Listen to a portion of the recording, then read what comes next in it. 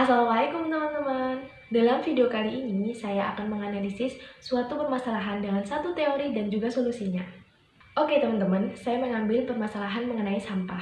Kenapa saya mengambil sampah? Karena menurut saya, sampah ini sebuah permasalahan yang gak booming secara tiba-tiba dan juga hilang tiba-tiba. Sampah itu adalah sebuah permasalahan yang selalu terjadi.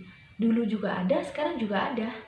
Kita sebagai masyarakat sudah gak asing lagi dan pastinya tahu apa sih yang ditimbulkan dari permasalahan sampah ini.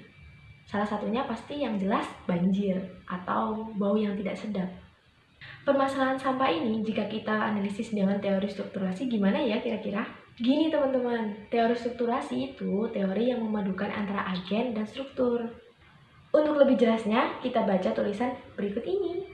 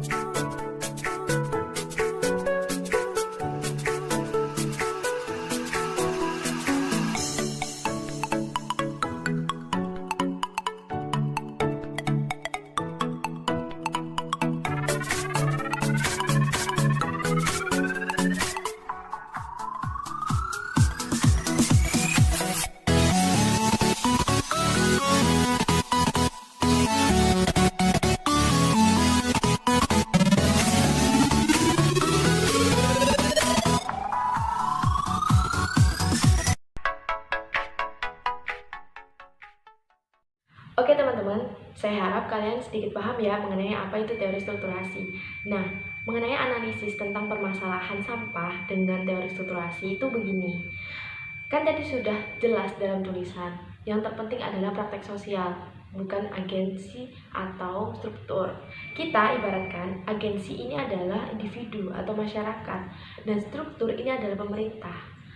Jika dihubungkan dengan suatu permasalahan mengenai sampah, kita bayangkan aja, mengenai permasalahan sampah, sebenarnya masyarakat sebagai agensi itu tahu bagaimana cara mengatasi masalah sampah, misalnya banjir atau bau tidak sedap. Tetapi tetap pemerintah sebagai struktur mengeluarkan sebuah kebijakan atau peraturan.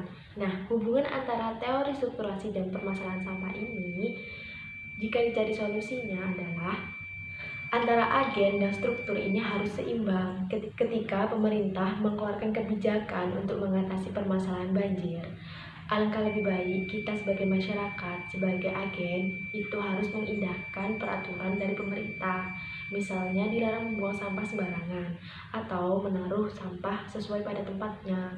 Sekarang kita tahu kan, ada tempat sampah yang dipilah-pilah. Harusnya kita itu harus sadar diri bahwasannya itu dibuat peraturan supaya mengurangi adanya permasalahan sampah. Jika kita sebagai masyarakat, sebagai individu menyadari tentang hal itu, pastinya permasalahan sampah itu bakalan teratasi. Kita menyadari, kemudian kita mempraktekkan dan mempraktekkannya secara berulang-ulang. Misal dalam hal kecil, sampah pada tempatnya, memilah sampah misalnya. Itu sudah mencegah dari permasalahan sampah. Jadi, pemerintah ketika mengeluarkan kebijakan itu tidak sia-sia ketika masyarakat juga mengindahkan peraturan atau kebijakan itu. Jadi menurut saya, kita sebagai masyarakat harusnya mengindahkan peraturan dan kebijakan pemerintah tentang sampah. Kita tidak boleh seenaknya sendiri membuang sampah sembarangan yang akan menyebabkan permasalahan sampah. Sebaiknya kita jadi masyarakat sebagai masyarakat yang bijak, sebagai masyarakat yang selektif, dan sebagai masyarakat yang peduli akan lingkungan. Oke?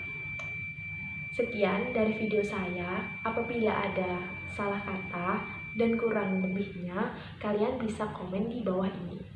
Kita bisa sharing-sharing bareng mengenai teori dan juga sebuah fenomena atau permasalahan yang ada di Indonesia saat ini. Terima kasih.